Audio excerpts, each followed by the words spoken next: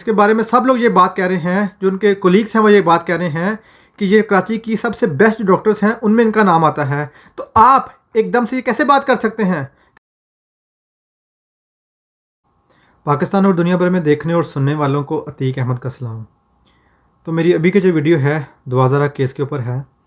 जैसा कि आपको पता है कि आज हेयरिंग थी कोर्ट में दुआज़रा केस के ऊपर, जिसमें वहाँ पे कुछ चीज़ें ऐसी सामने आई हैं। एक जो डॉक्टर साहिबा थी जिनका नाम फ़ातिमा रियाज़ है, उनको कंट्रोवर्शियल बनाया गया। अब यहाँ बात ये थी, जब ये सब लोग अपनी वीडियोस बना रहे थे, लाइव स्ट्रीमिंग्स कर रहे थे, इंटरव्यूज़ कर रहे थे, उस वक़्त मैं इस सारे केस में तहकीक में लगा हुआ था कि आखिरकार ऐसा क्या हुआ है जो ये डॉक्टर साहिबा हैं इनको एकदम से कंट्रोवर्शियल बनाया गया है। तो बात यह है कि मेरा कुछ लोगों से रब्ता हुआ इस दौरान में, उनके कुछ कोलीग्स थे उनसे मेरा रब्ता हुआ, तो जिसके बाद अब मैं ये वीडियो बना रहा हूँ आप लोगों के साथ। तो बात यह है कि कुछ ऐसी चीज़ें सामने आई हैं जो ये आप लोगों को रिपोर्ट कर रहे हैं, रिपोर्टर्स वगैरह या यूट्यूबर्स हैं, उसके बरअक्स चीज़ें सामने आई हैं।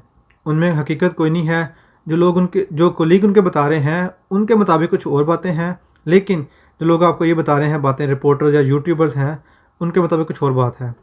अब यहाँ सबसे पहली बात यह है कि ये डॉक्टर साहिबा हैं, डॉक्टर फ़ातिमा रियाज़ साहिबा, तो इनके बारे में बताया जा रहा है कि जो डॉक्टर साहिबा हैं डॉक्टर फ़ातिमा रियाज़ साहिबा, इनके कोलीग्स के मुताबिक वो ये कह रहे हैं कि ये बहुत ही कॉम्पिटेंट ये एक डॉक्टर साहिबा हैं।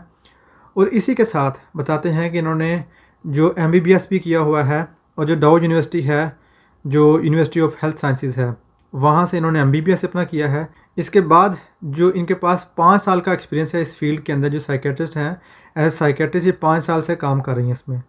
और इसी के साथ जो उनके कोलीग्स थे उन्होंने मुझे बताया इनके बारे में कि जो कराची के one of the best doctors हैं, जो साइकेट्रिस्ट हैं, उनमें इनका शुमार होता है। इसी वजह से इनको अपॉइंट किया गया था जो ये बच्ची है इसके मुआयने के लिए। अब यहाँ बात यह है कि उनके मुताबिक वो ये बता रहे हैं कि डॉक्टर साहिबा बिल्कुल ठीक थी।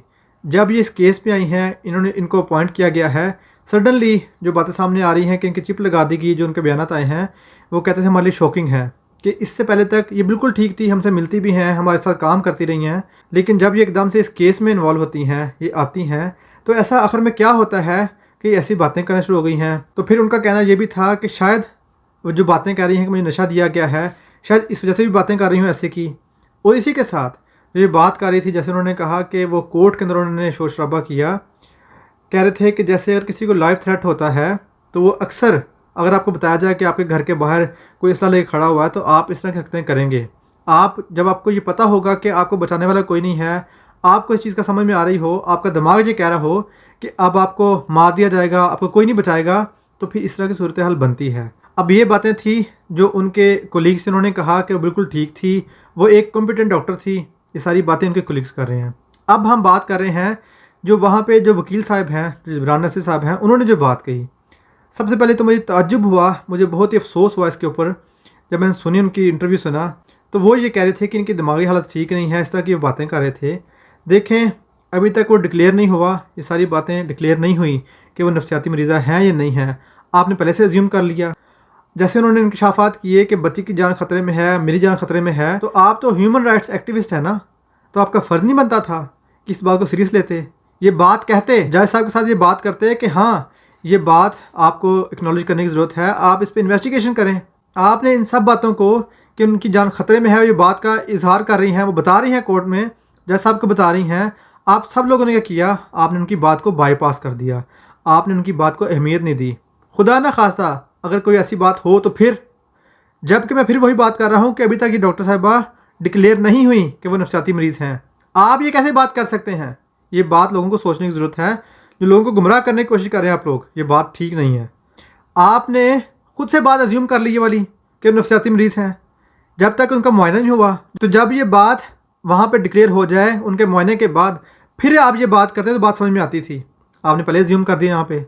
तो इसी के साथ as a human right activist आपका ये फ़र्ज़ नहीं बनता था कि आप ये बात करते, आप ये कहते कि हाँ ये बहुत सीरियस थ्रेट है, इल्ज़ामात लग रहे हैं, इसकी इन्वेस्टिगेशन की जाए, जबकि आपने ये बात की नहीं।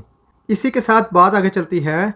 बात यह है कि जो शैला रज़ा साहिबा हैं वो ये बात कर रही हैं, ये देखें ये मैसेजेस हैं, देखें जिसने थ्रेट करना होता है ना वो ऐसे थ्रेट नहीं करता कि फ़ोन पे मैसेज करके थ्रेट करना शुरू कर दे। आप लोगों को पागल समझ रही हैं? आप जिस तरह से जस्टिफाई करने की कोशिश कर रही हैं, ये जस्टिफिकेशन नहीं है किसी बात की भी। आप लोगों ने ये क्यों नहीं कहा? आप सब लोगों ने क्यों नहीं मुतालबा किया कि इन्वेस्टिगेशन हो? क्यों आप सिंपल सी क्लैरिफिकेशन दे के आगे बढ़ रहे हैं? क्यों आप इसकी बात को सीरियस नहीं ले रहे? ये बातें सारी जवाब तलब हैं। ये सारे सवाल जो हैं जवाब तलब हैं। आप लोगों को जवाब देना होगा इस बात का। आप एक कॉम्पिटेंट डॉक्टर को, जो इससे पहले तक, जो इस केस में आने से पहले तक एक कॉम्पिटेंट डॉक्टर थी, जिसकी सारी बात करते थे, इसके बारे में सब लोग ये बात कह रहे हैं, जो उनके कोलीग्स हैं वो ये बात कह रहे हैं कि ये कराची की सबसे बेस्ट डॉक्टर्स हैं, उनमें इनका नाम आता है। तो आप एकदम से ये कैसे बात कर सकते हैं कि वो डॉक्टर साहिबा मुतराज़िम बना दिया उनको, आपने उनको कह दिया मरीज़ा हैं? कैसे आप सारी बातें कर सकते हैं? आप लोगों ने ये बात एक लम्हे के लिए सोची भी है? किसी ने इस चीज़ को एक्नॉलेज नहीं किया कि खुदा ना खास्ता क्या पता उनको दिया जा रहा हो नशा वहाँ पे? एकदम से कैसे ऐसे हो सकता है कि एक बंदा आ रहा है वो एकदम से चुटकी बजा के सब कुछ चेंज कर रहा है? ये बातें सारी सोचने वाली हैं। ये सवालात हैं सब लोगों से। आप लोगों ने सोचना है, आप लोगों ने सवाल करने हैं, आप लोगों ने इस केस को, इस इशू को दबना नहीं देना। आप लोगों ने इसको हाईलाइट करना है ताकि ये सब चीज़ें सामने आ सकें। और आखिर में यहाँ पे फिर से वही सवाल है कि जिब्रान नासिर साहब ने इस चीज़ को एक्नॉलेज क्यों नहीं किया? इस चीज़ को सीरियस क्यों नहीं लिया? क्यों ये बात नहीं की कि इस पर इन्वेस्टिगेशन हो?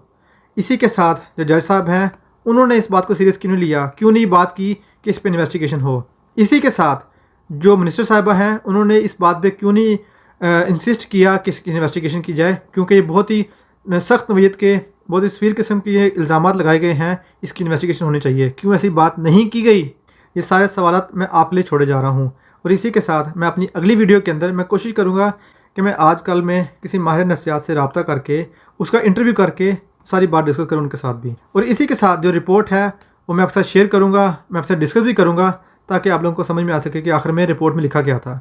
तो यहाँ तक थी मेरी अभी की वीडियो।